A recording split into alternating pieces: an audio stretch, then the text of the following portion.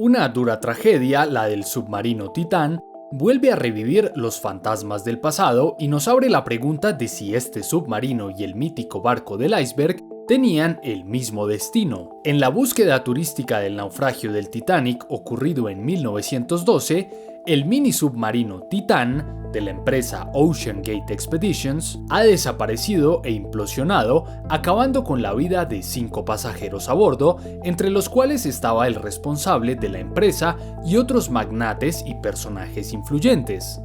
Es una tragedia lamentable, y como la de aquella noche de abril de 1912, se pudo haber evitado. Pero una vez más, igual que con el Titanic, nos confiamos de la tecnología que tenemos, dejando a un lado los parámetros de seguridad y calidad tan necesarios para un viaje hostil a 3.800 metros de profundidad. Un recorrido que es comparable con un viaje aeroespacial en términos de riesgo y peligro. Los 5 hombres que viajaban en la embarcación perdieron la vida a causa de la falta de oxígeno o de una implosión en la estructura, lo cual habría sido lo más rápido e indoloro.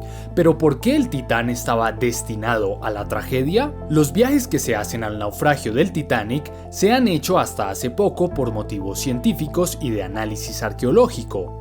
Es por esto que las expediciones hasta el sitio han sido para descifrar los misterios que surgieron tras el choque del que fue el barco más grande del mundo en su momento. Aunque James Cameron, quien dirigió la película del Titanic, ha viajado al naufragio en múltiples ocasiones, también ha tenido incidentes, quedando atrapado por las corrientes de agua por más de 16 horas.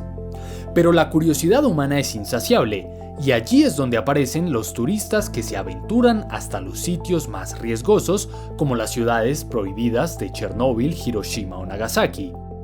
Y a medida que avanza el tiempo, soñamos con viajes más increíbles como los que plantea Elon Musk hacia nuevos cuerpos celestes. Este tipo de turismo conlleva desafíos para ser realizados de forma segura. Eso implica que los grupos se reduzcan y los costos aumenten, para una inversión que ofrezca todas las garantías de un viaje de ida y vuelta. Pero el Titán nunca estuvo preparado para estos retos. Se dice que conocemos más de las estrellas que de las profundidades del océano.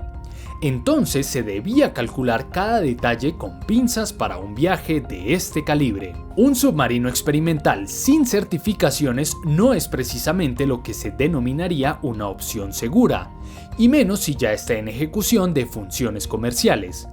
250.000 euros es el precio por darse este extravagante viaje.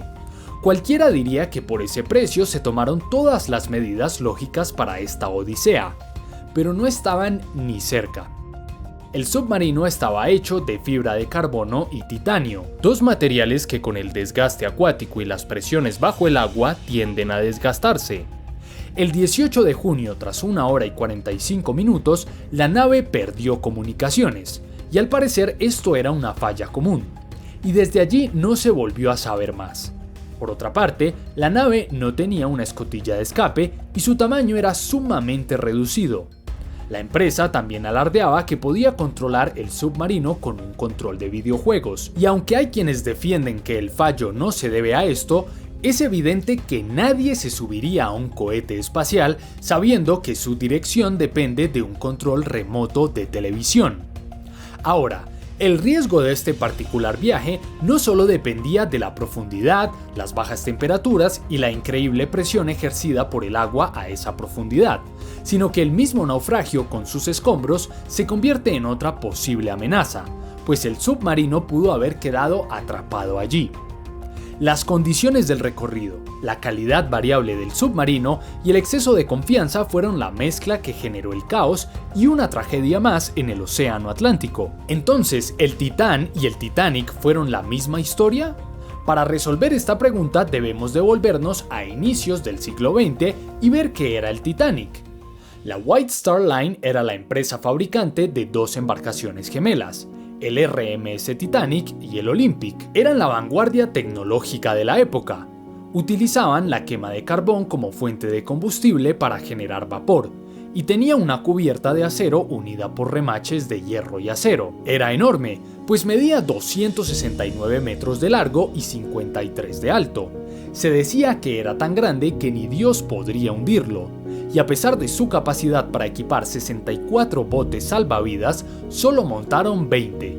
Esto seguramente por cuestiones estéticas y de comodidad. El viaje inaugural partió de Inglaterra hacia Estados Unidos, y a pesar de las advertencias por riesgo de icebergs por las heladas aguas del Atlántico, se tomaron estas medidas a la ligera y ya sabemos en qué terminó la historia.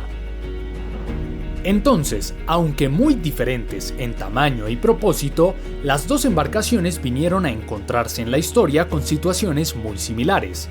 Una tecnología retadora e idealizada a su tiempo, un trayecto para el cual no se habían preparado lo suficiente y una tripulación excesivamente confiada sobre las capacidades de navegabilidad y reacción a la emergencia. Aunque son historias diferentes en muchos sentidos, las dos tragedias comparten la soberbia humana sobre los inventos y su capacidad para enfrentar las condiciones naturales y físicas a las cuales se enfrentan. Nunca podremos vencer a la fuerza natural que lleva millones de años de evolución versus unos cuantos miles de años de descubrimientos e ideas del Homo sapiens. Entonces, ¿qué nos espera para estos nuevos viajes a lo inexplorado y lo riesgoso? Quienes desarrollen este tipo de turismo deberán tener la más alta rigurosidad y conocimiento sobre la actividad que desempeñan. Seguir el ejemplo de genios como Elon Musk con los proyectos de SpaceX y las innumerables pruebas hasta alcanzar la precisión y la confianza de poder operar estas máquinas en sincronía con las herramientas y cálculos necesarios. El turismo extremo es una puerta que se abrió hace algunos años y no hará más que crecer y expandirse.